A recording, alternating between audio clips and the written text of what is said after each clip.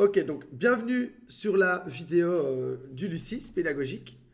On va analyser le Bitcoin toujours sous forme de formation. Alors la question principale, est-ce que le Bitcoin va chuter? Est-ce qu'il va redescendre aux enfers? Non. Voilà. C'est bon, voilà, la vidéo est finie, je vous en prie. Au revoir. Bien entendu, c'était une blague. On va analyser ici ce qui nous attend. Donc déjà là, on a une petite figure qui se dessine avec une petite compression. Et alors, il n'y a pas 36 solutions. Quand une figure se résout, elle va aller par plusieurs situations. Soit elle va continuer à rester là en haut, soit elle va, une fois qu'elle va casser ici, chuter, ou soit elle va, à partir de là, monter. Voilà, merci une fois de plus. Au revoir et bonne vidéo, c'était super cool. Donc, en fait, non, c'est simplement un point d'intersection à contrôler. Et en fonction de où on va aller, en fonction du cassage de cette figure, on a quelque chose d'autre qui va apparaître et on va se réadapter toujours en fonction de ce qui apparaît. Voilà. Donc,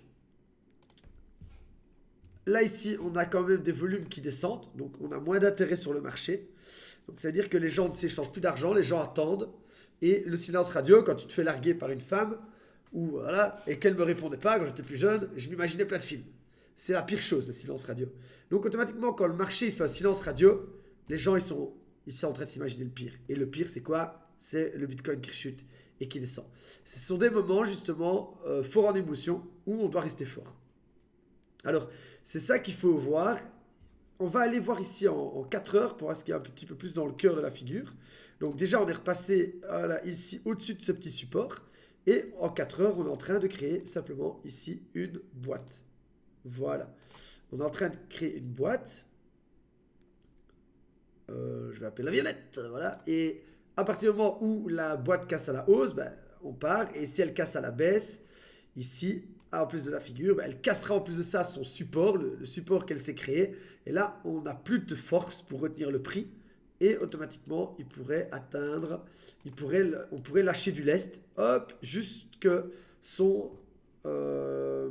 sa bataille d'extrémité. Donc, justement, on a vu ici qu'on avait un grand range. Ici, on a un range.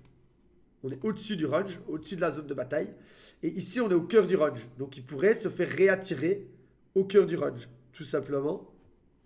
Et ce qui ne m'étonnerait pas, c'est la baisse ici. Voilà, en 4 heures, on voit que le RSI perd de la force.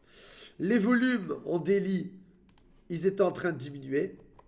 Voilà, donc personnellement, le cours est en train un peu de s'essouffler sur sa montée.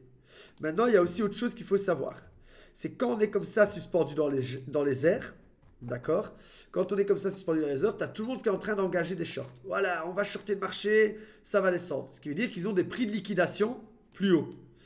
Ici. Donc, il y a des liquidités à aller chercher. Ce qui veut dire que s'il y a un acteur de marché qui veut pousser le prix, qui a le pouvoir de faire pousser le prix, et qu'on enclenche la liquidation en cascade des shorts, automatiquement, on a le fuel pour monter en ligne droite à 50. Alors, il ne faut pas oublier qu'il y a quand même des liquidations de long, donc de personnes qui mettent des leviers à la montée, jusque 35, 36 qui sont allés liquider. Donc, pour moi, ce qui serait plus ça quand même, c'est qu'on ait d'abord liquidé tous ceux vers le bas pour repasser en haut. Voilà. Et reprendre l'élan nécessaire pour aller à 45 000, 50 000, donc sur des prix qu'on a envie de voir. Donc voilà, ça c'est le truc. Il y a aussi autre chose avec Ishimoku. Une belle nouvelle. Hop, hop, j'enlève tout ça. Voilà, clac. On va nettoyer un peu. C'est ceci. Hop, j'active Ishimoku. On vient en daily. Donc, déjà, on a le nuage rouge, on est dedans. Et ici, quand il est rentré la première fois dans le nuage vert, il s'est fait repousser. Puis après, on l'a transpercé. Donc, on rentre dedans, on peut se faire repousser, comme je dis. C'était le scénario principal. Et on retire. Maintenant, il y a le mec cupide qui est là, ça va retracer et qui attend absolument son retracement pour rentrer. Ben, dis-toi que s'il part en vertical, transpercer le nuage maintenant, tu vas courir après la balle. Et c'est souvent quand tu vas arriver ici à 50 000 en mode « Ah, c'est évident », ben là, il retracera vraiment. Il ira s'équilibrer dans le nuage. Hop, et toi, tu te feras rect. Voilà, et puis il repartira encore plus haut. Et tu seras toujours en train de courir après la balle parce que tu manques d'anticipation. Donc fais gaffe de ne pas te retrouver dans cette situation-là. Voilà, donc ça c'est important. tu dois avoir un plan adapté aux deux. Et alors, ce qui est bien avec Ishimoku, c'est qu'on vient de croiser. Hop, là, j'enlève ceci. Là, et le rouge vient de passer au-dessus du bleu. C'est très, très minime. Hein. Mais c'est officiellement, ça veut officiellement dire que la zone de valeur, donc l'espace entre le bleu et le rouge, n'est plus ici une résistance, mais c'est officiellement devenu un support. Et en plus de ça, ben, le support est pile... Hop. Le support est pile sur la zone du milieu du range. Donc ce serait vraiment pas possible pour ce week-end. Les astites partent, il n'y a plus que les amateurs le week-end. La plupart de mes mentors ne traitent pas le week-end. Et automatiquement, ben, les amateurs sont ensemble, ils vont chier dessus tout seuls, ils ont les mains faibles, les amateurs, donc ils vont lâcher le prix, ils vont laisser respirer le week-end, et le lundi, les astites, ils rechargent, tranquille, lundi, mardi, ils rechargent sur des zones plus intéressantes, et ils renvoient le prix plus haut, et ils ont pris les coins des mains faibles. Donc ça, c'est un scénario, pour moi, voilà, pour moi, c'est mon scénario number one, mais j'en ai bien d'autres en tête. Ça c'était une chose, donc ici en délit c'est vu, expliquer les sommes et les... Oui voilà. Aussi il faut savoir aussi une chose, c'est que c'est justement quand personne n'y croit que le prix va monter. Tout le monde imagine les pires scénarios, mais le Bitcoin c'est, pour moi, c'est une petite métaphore. Il y a les grandes merveilles du monde, comme la muraille de Chine, il suffit d'aller voir sur internet, et pour moi, le Bitcoin c'est la merveille du monde digital. C'est quelque chose de grand, c'est un asset qui va atteindre le million, ce sera du jamais vu, et c'est énorme. Et les briques, le brique par brique qui va construire cette grande merveille, c'est le fait que les gens ne croient pas au progrès. Les gens ne croient pas en leurs rêves, les gens abandonnent vite, et c'est normal parce que depuis tout petit, la plupart des gens leur disent « tu ne seras pas capable », les gens leur disent toujours « arrête de rêver ». Et la première règle du succès pour que l'homme évolue, c'est d'arrêter d'être sceptique et c'est de croire en ses rêves.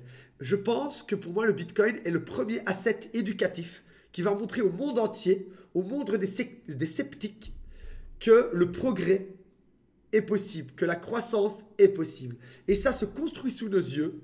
Et les gens sceptiques qui ne croient pas à la grandeur d'un algorithme réfléchi pour donner un contre-pouvoir aux États et aux banques, ils ne croient pas en cette possibilité de liberté, alors ils vont, dès que ça devient trop haut, ils vont engager un short. Et le short amène la liquidité plus haut. Et c'est de sceptique en sceptique, de short en short, qu'on va casser leur ego de « Ah, c'est pas possible, je ne peux pas, moi qui n'ai pas acheté du Bitcoin, ne pas être dans le train, moi, mais tu es qui toi ? Tu es qui toi, petit sceptique de merde, pour te permettre de shorter le Bitcoin ? Voilà, c'était qui ? Voilà, entre nous. Et le Bitcoin va te donner la leçon de ta vie.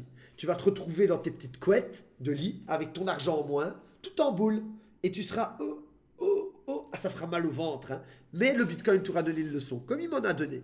Et voilà, et c'est de sceptique en sceptique que les shorteurs vont commencer à croire au progrès du Bitcoin, vont racheter du Bitcoin après, mais ils ne le shorteront plus. Et c'est de psychologie renforcée en psychologie renforcée, d'humain qui a reçu de la leçon en humain qui a reçu de la leçon, de brique en brique, qu'on va construire un Bitcoin croissant et fort. Voilà, ça c'était une petite anecdote que j'avais envie de partager. C'est purement du développement personnel. Il y en a qui appelleront ça le Jean-Claude Van Damme du trading. Et ben voilà, ok, c'est cool, on est content. Et donc, voilà. Dernière chose, on n'est pas censé péter tout le travail des bulles. On a grillé le prix, on a correctionné. Ça, c'est une vraie correction. On a offert une correction à tout le monde, à tous les euphoriques. Là, les bulles, ils ont fait le taf, ils ont relancé le prix. Les gens spéculent sur le Bitcoin. Le but, c'est pas d'éteindre le Bitcoin non plus. Donc, je pense vraiment pas qu'on retournera plus bas qu'ici. Ce serait vraiment gâcher tout le travail et c'est pas rentable. Voilà, c'est pas rentable pour les institutionnels qui investissent. C'est pas rentable pour les traders. C'est pas rentable. Vas-y, les traders, ils s'en foutent que ça monte ou que ça descend. Ils sont du bon côté de la tendance. Mais les gros acteurs du marché qui investissent, c'est pas rentable pour eux et il y en a beaucoup. Et donc, à mon sens, pour moi, c'est pas rentable d'aller plus bas que 30 000 et on est en train de le voir sur tous les scénarios qui sont en train de se créer, bougie après bougie. Donc voilà, je pars en vacances. Oui, je suis crevé. Voilà. Donc, je vais aller un petit peu me renforcer. Il n'y aura pas de vidéo demain, ni le week-end. Je prends mon téléphone, je garde quand même un œil sur les graphiques.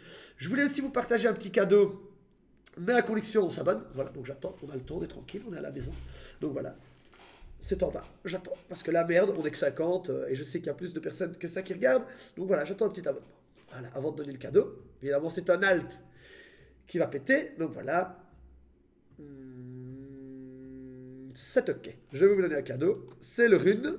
Donc le rune, il avait son petit support ici. On décolle. On tape. On rebondit. On tape. On rebondit. On le transperce. Et là, qu'est-ce qu'on vient de faire? On vient de repasser au-dessus de ce support. D'accord? Donc, de cette zone de support. Donc, c'était une résistance. On est repassé au-dessus. Et on a cassé la trendline. Et les volumes sont de retour. Donc, il y a beaucoup d'acteurs qui acceptent le prix. Et en plus de ça, une c'est fort bullish sur le RSI. On est en train de reprendre de la force sur le marché. Attention, si ça, le week-end arrive, hop, ici, comme ça, on risque peut-être d'aller chercher les stop-loss en dessous du support pour pouvoir repartir après. Donc attention si le week-end est baissier, ne vous faites pas piéger en mettant un stop-loss trop serré. Et donc voilà, si vous voulez apprendre à mettre des stop-loss correctement, à faire vos plans trading, vous avez les formations du Lucis dans la description. Et on se rejoint lundi pour une prochaine vidéo. Si vous avez des questions, vous les mettez dans les commentaires, je répondrai. Ou vous joignez le Lucis pour qu'on puisse trader ensemble, pour qu'on puisse avancer ensemble. Vous allez apprendre à investir, faire les choses correctement. Tout ça, c'est dans la description. Je vous dis au revoir.